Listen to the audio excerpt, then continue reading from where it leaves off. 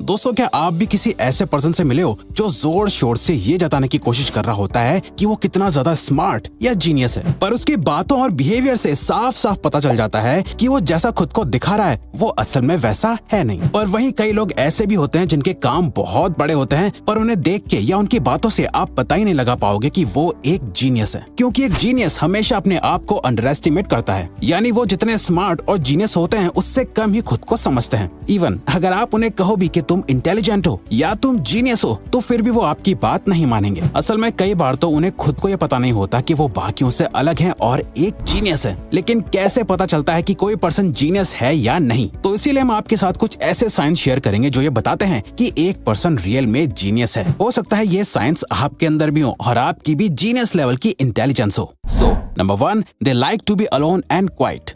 Actually जो लोग अक्सर दूसरे लोगों से ज्यादा मिलना पसंद नहीं करते, लोगों से ज्यादा बात नहीं करते, उन्हें अकेले रहना ज्यादा पसंद होता है। तो ऐसे लोगों को बाकी लोग सीधा, शर्मीला, बेवकूफ, इंट्रोवर्ट, रूड या फिर एटीट्यूड वाला पर्सन समझने लगते हैं। जबकि Albert Einstein, Bill Gates, Larry page, Warren Buffett, Isaac Newton और इलॉन मस्क जैसे कई जीनियसेस में एक बात कॉमन देखी गई है कि ये सभी अकेले रहना और दूसरों से ज्यादा बात ना करना पसंद करते हैं। इवन एक स्टडी के अकॉर्डिंग जिन लोगों को दूसरों से बात करने में कोई इंटरेस्ट नहीं होता, ना ही उन्हें लोगों से मिलना, उनके साथ घूमना ज्यादा पसंद नहीं होता, उन लोगों का दिमाग दूसरे लोगों के मुकाबले ज्यादा तेज और फोकस रहता है। अगर आप एक जीनियस पर्सन हो तो आपको अकेले रहना बहुत ज्यादा पसंद होगा। ये एक सबसे बड़ा साइन है जो एक जीनियस को एक एवरेज पर्सन से अलग बनाता है, क्योंकि कई बार लोग अकेले पढ़ने पर बहुत अनकंफर्टेबल हो जाते हैं। उन्हें हमेशा कोई ना कोई अपने साथ चाहिए होता है जिससे वो बात कर सके या अपना टाइम पास कर सके, तो वो अपना टाइम किसी और चीज में लगाना शुरू कर देते हैं। वहीं जीनियस लोगों का फेवरेट टाइम ही वही होता है जब वो अकेले होते हैं, जहाँ वो खुद के साथ टाइम स्पेंड करना पसंद करते हैं,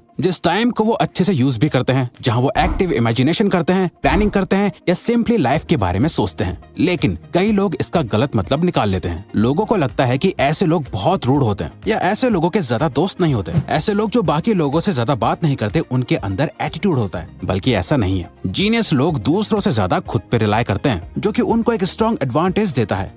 दे take cautious and calculated risk. दोस्तों, हमारे फेवरेट क्रिकेटर MS धोनी की एक बात हमें हमेशा याद रहती है, जो उन्होंने अपने एक इंटरव्यू में कही थी कि लाइफ में रिस्क लेना जरूरी होता है, लेकिन सिर्फ रिस्क लेने के लिए यूं ही कोई भी रिस्क नहीं लेना चाहिए, बल्कि आपको हमेशा प्रैक्टिकली कैलकुलेटेड रिस्क लेना चाहिए।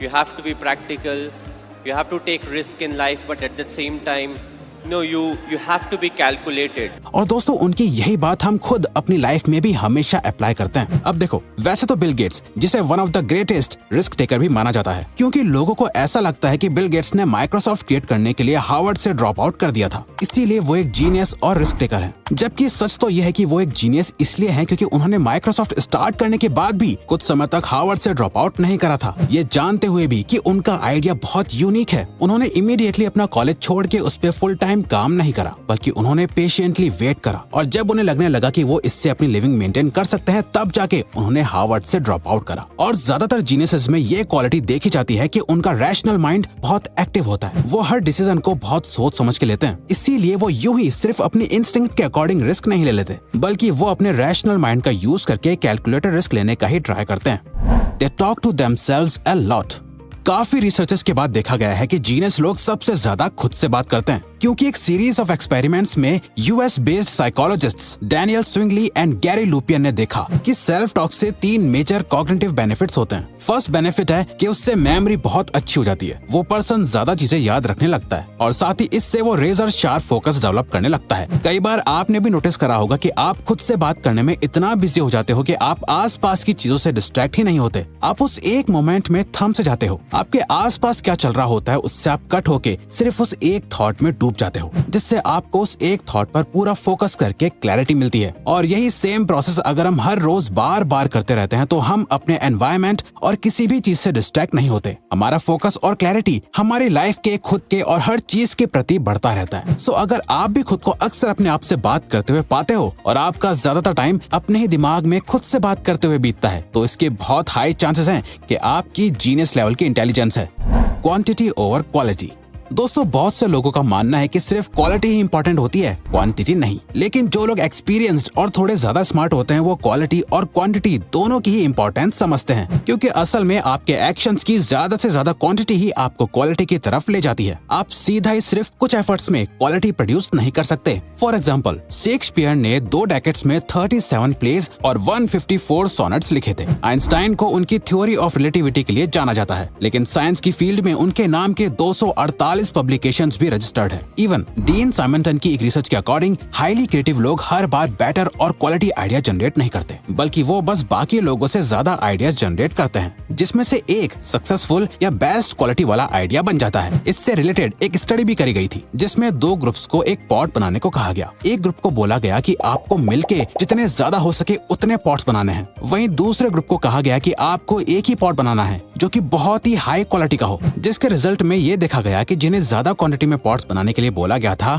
उसमें कुछ पॉट्स की क्वालिटी उन पॉट्स से बहुत ज्यादा अच्छी थी जिन्हें सिर्फ एक ही हाई क्वालिटी पॉट बनाने को कहा गया था। तो इन शॉर्ट, जीनियस लोग बेस्ट क्वालिटी या बेस्ट आइडियाज का वेट नहीं करते, बल्कि वो अपने आइडियाज, एफर्ट्स और एक्शंस की क्वांटिटी ज्यादा रखते हैं, जिसमें से उनका कोई एक आइडिया बेस्ट क्वालिटी लाके सक्सेसफुल हो जाता है। रिमेंबर, क्वालिटी लाने के लिए पहले क्वांटिटी जरूरी है। दे ओवरथिंक अ लॉट। दोस्तों जीनियस लोगों का माइंड बहुत ही ज्यादा तेज काम करता है, जो आसानी से रिलैक्स नहीं कर पाता, हमेशा किसी प्रॉब्लम या सोल्यूशन में उलझा ही रहता है। इसी वजह से उनमें ओवरथिंकिंग, एंजाइटी और स्ट्रेस के साइंस भी देखे जाते हैं। और इसी ओवरथिंकिंग और स्ट्रेस के कारण उनमें बैठे बैठे पैर हिलाने, देर रात तक जागने या नाखून चबाने जैसी कई डिफरेंट आदतें देखी गई हैं। Even journal of behaviour therapy and experimental psychiatry में पब्लिश्ड हुई एक रिसर्च में 1 साल तक कुछ पार्टिसिपेंट्स को ट्रैक करा गया और पता चला कि जिन लोगों को नाखून चबाने की आदत थी, उनका IQ लेवल बाकी लोगों से ज्यादा देखा गया था। ऐसी ही कई वियर्ड हैबिट्स जीनियस लोगों के अंदर होती हैं। ऐसा इसलिए होता है क्योंकि जब इंसान ज्यादा सोच में पड़ जाता है तो कई लोगों में नेल बाइटिंग जैसी कई वियर्ड हैबिट्स इनवॉलंटरी एक्शन बन जाती हैं, जो उनके लिए स्ट्रेस बस्टर की तरह भी काम करती हैं। क्योंकि कई बार जीनियस इंटेलिजेंस वाले लोग चीजों के बारे में इतना डीप लेवल पर सोचते हैं या ओवरथिंक करते हैं कि जिससे फिर उनमें स्ट्रेस और एंजाइटी के सिम्टम्स बिल्ड हो जाते हैं। They procrastinate for their own benefit.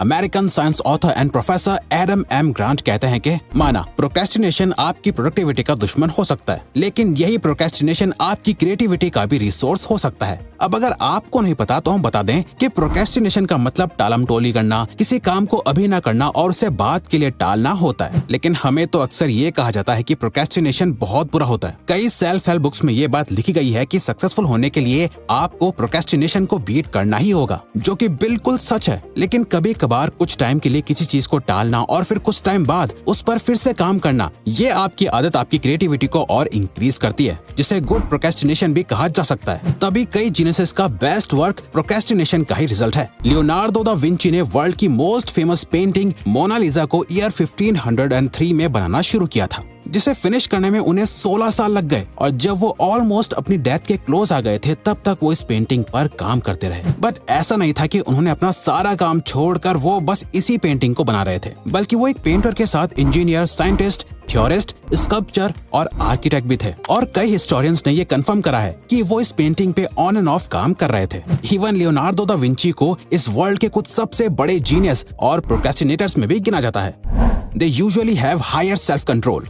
दोस्तों आपने अभी तक जान लिया होगा कि जीनियस इंटेलिजेंस वाले लोगों के अंदर कुछ अच्छी आदत भी होती है और कुछ बुरी भी, लेकिन उन्हीं आदतों में से उनकी एक अच्छी आदत ये भी होती है कि वो अपने सभी आदतों को अपने हाई सेल्फ कंट्रोल की वजह से कंट्रोल भी कर लेते हैं। सेल्फ कंट्रोल इंटेलिजेंस का एक बहुत इंपॉर्टेंट साइन है, और अगर आपका अपने ऊपर बहुत हाई सेल्फ कंट्रोल है तो आप एक जीनियस पर्सन हो, क्योंकि आप अच्छी तरह से सेल्फ अवेयर ही नहीं हो कि आपके लिए क्या सही है और क्या गलत, बल्कि उसे कंट्रोल भी कर सकते हो। 2009 की येल स्टडी में पार्टिसिपेंट्स को एक IQ टेस्ट करने को दिया और उन्हें ऑप्शन दिया कि इस IQ टेस्ट के बदले उन्हें रिवॉर्ड मनी दी जाएगी, पर उनके पास ऑप्शन था कि वो IQ टेस्ट देने के बाद इमीडिएटली ये रिवॉर्ड ले सकते थे या फिर वेट करके बाद में ले सकते थे। जिन लोगों ने अपने रिवॉर्ड्स के लिए वेट करा, उन लोगों के IQ टेस्ट में बाकियों से हाई स्कोर्स थे, जिससे एक्सपर्ट्स ने ये कंक्लूड करा कि जो लोग इम्पल्सिव डिसीजंस को रेजिस्ट यानी कंट्रोल करते हैं और खुद के इमोशंस और एक्शंस पर अच्छे से कंट्रोल रखते हैं, वो लोग ज्यादा इंटेलिजेंट और जीनियस होते हैं। तो अगर आपको ये वीडियो अच्छी लगी तो वीडियो को लाइक और सब्सक्राइब करके चैनल को सपोर्ट करो और बेल नोटिफिकेशन ऑन कर लीजिएगा ताकि आप आने वाली वीडियोस मिस ना कर पाओ। Thank you for watching.